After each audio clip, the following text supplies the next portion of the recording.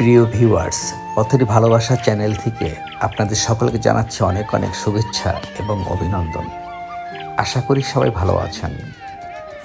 Viewers, আমি আজ আপনাদের সামনে ছোট্ট একটি ভিডিও নিয়ে হাজির হলাম।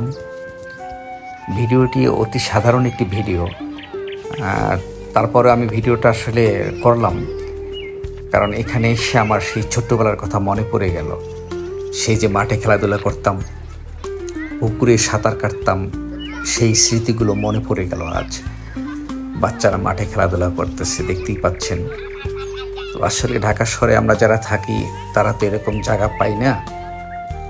ঢাকা শহরে আমাদের ছেলেমেয়েরা একটা কনজাস্টেড জায়গার ভিতরে বড় হয়। ঢাকা শহরে সেই চার দেয়াল, এর ভিতরে কোনো খেলার মাঠ থাকে না, কোনো খেলার সাথী থাকে না।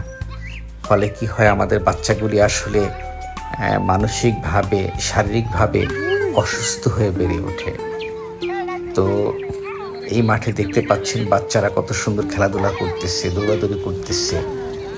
এরকম একটা মাঠে বাচ্চারা খেলাধুলা করতেছে, এটা সাধারণত আজকাল ঢাকা শহর বা এর আশেপাশে তেমন একটা দেখা যায় না। আমাদের এখন বিনোদন বলতে শুধু সেই ঘরের টেলিভিশন আর মোবাইল ফোন, যার প্রভাব আমাদের বাচ্চাদের উপরে কীভাবে পড়তেছে সেটা আপনারা অবশ্যই ভালো করেই জানেন। বাচ্চারা কতটা মোবাইলে আসক্ত হয়ে যাচ্ছে দিন দিন। তো ভিউয়ার্স, আমরা চাই সকলের বাচ্চা যেন সুস্থ সবলভাবে বেড়ে ওঠে, তাদের যেন মানসিক বিকাশ সুন্দর হয়, শারীরিক সুস্থতা যেন সুন্দর হয়। এই কামনায় আপনাদের সকলের কাছ থেকে বিদায় নিচ্ছি।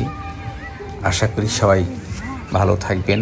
আর আমার ভিডিওটা যদি ভালো লাগে অবশ্যই একটা লাইক এবং সাবস্ক্রাইব করবেন, পাশে থাকবেন, উৎসাহ দিবেন। আপনাদের উৎসাহই আমাদের সামনে চলার অনুপ্রেরণা।